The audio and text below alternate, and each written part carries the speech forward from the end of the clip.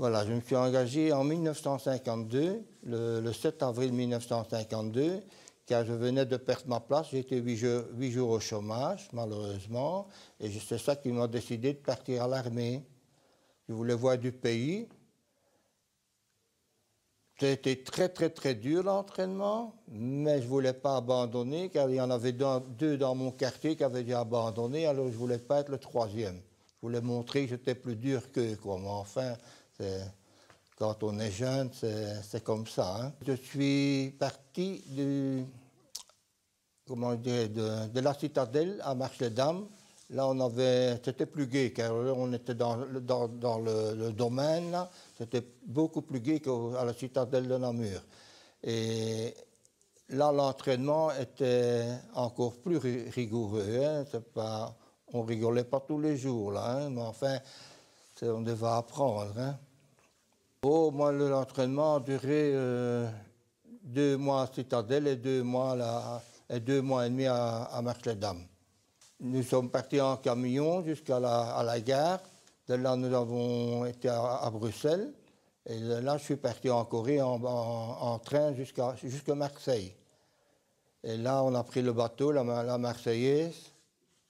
Alors là, ça a été 36 jours de mer. Un temps magnifique en plein mois d'août. C'était très bien, puisque on a embarqué le 22 août, je crois. Sur le bateau, moi j'étais un garçon assez turbulent. Je ne me laissais pas faire. Malheureusement, j'étais souvent puni. J'ai passé plus de temps dans la cale avant que bien confortable sur le pont, quoi.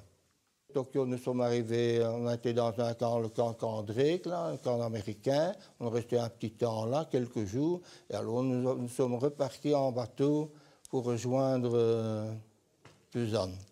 Et là, on a été transportés en train jusqu'au front. Qui se situait? Qui se situait à 60 km à peu près de Séoul. Car, entre la Corée du Nord et Séoul, il y a à peu près une centaine de kilomètres.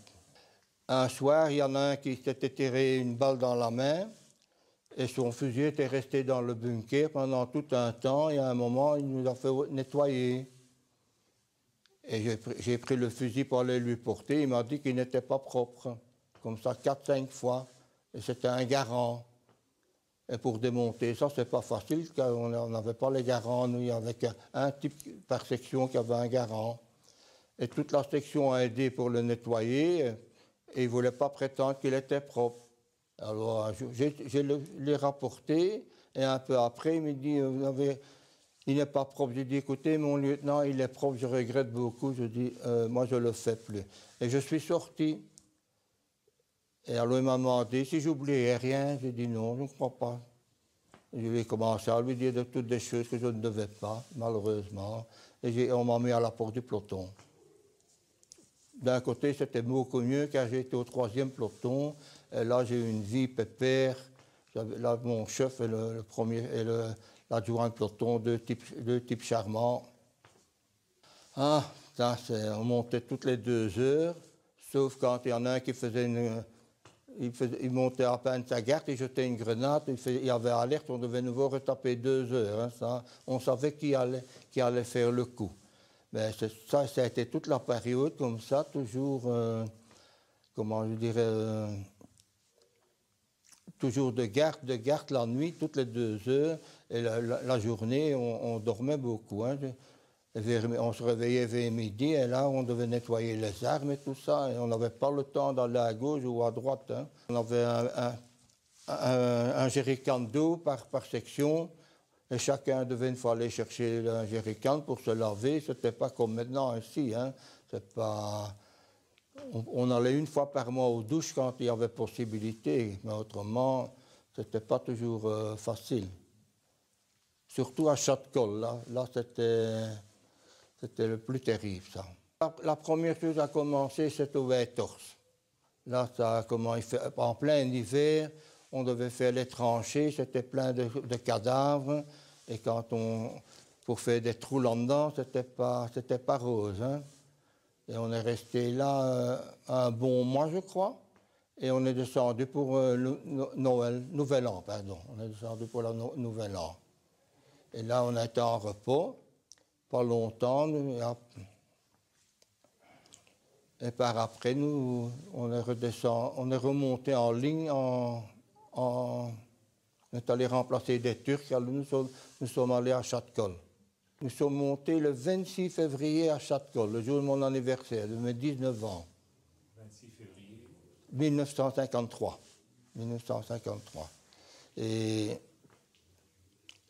on a rejoint les lignes là, les Américains demandaient ce qu'on venait faire, car chez eux, un peloton, c'est toute une section, c'est un peloton chez nous. Hein.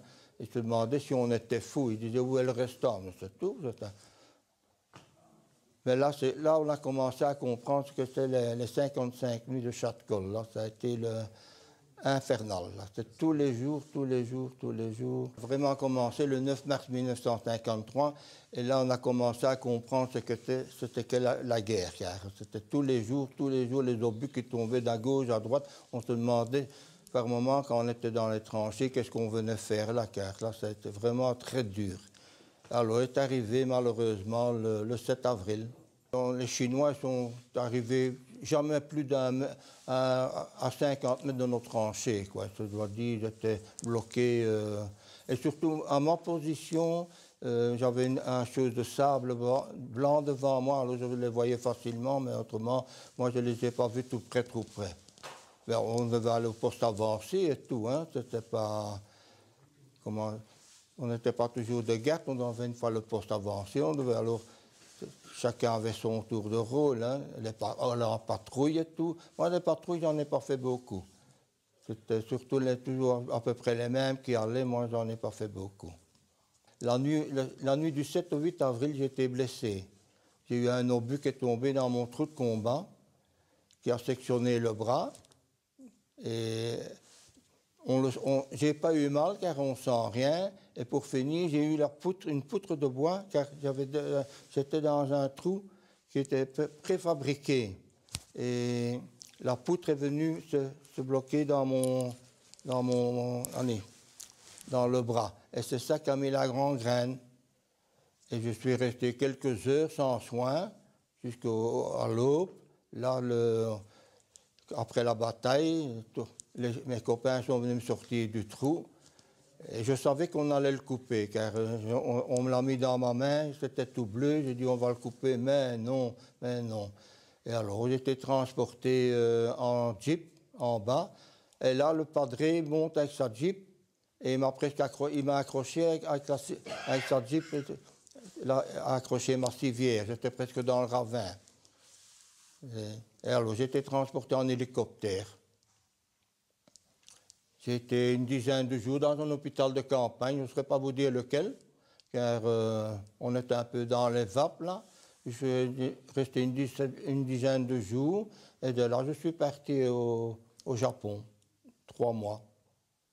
Quand je me suis réveillé à l'hôpital, c'est très dur. On commence à sentir tout ça. Et alors en plus je suis blessé à mes 2 jambes, 9 blessures, mais c'est pas terrible ça. Mais c'est dur quand on sent qu'il y a un vide. On dit qu'est-ce qu'on va faire quand on va rentrer en Belgique. Ça, mais enfin, ça a été vite refait. Le moral est monté directement. Il faut savoir remonter. Hein. Ça, on l'a cherché. Hein. Je suis parti. On ne m'a pas poussé pour aller. Hein. Je suis volontaire. Je savais ce qui m'allait arriver. Hein. Et quand je suis revenu, j'ai dû tirer mon plan tout seul pour faire mes papiers et tout. Hein. On ne m'a pas beaucoup aidé. Ça. Mais enfin, comme ça, je dois dire merci à personne. J'ai été 1 an en congé. Et après, j'ai dû rejoindre le Namur. Là, on m'a donné mon ordre de marche pour le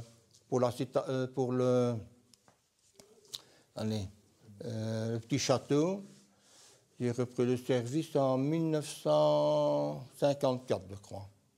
Et je suis resté 3 ans au petit château. J'ai dû demander mutation car j'étais souvent puni, comme toujours.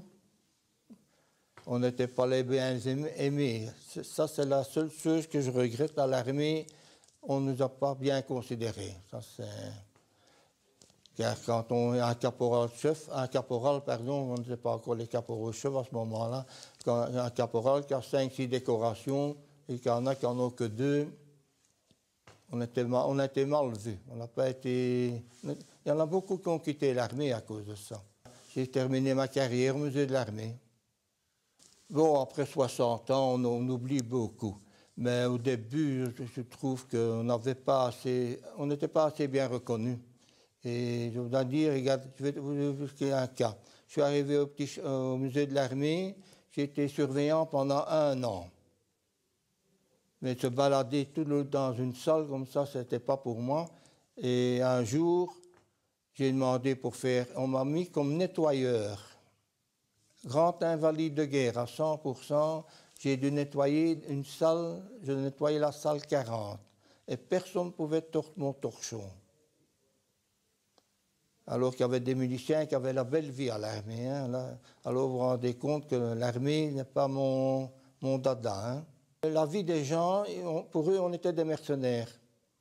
Et dans les rangs de l'armée belge aussi, hein, il se dit qu'on gagnait bien sa vie. Malheureusement, on avait le même traitement en Corée qu'en Belgique. Hein. Ce qu'il y avait, on avait une prime de 50 francs par jour. Si on était puni, on enlevait la prime. Alors, hein, il y a souvent qu'il me manque mes 50 francs à la fin du mois.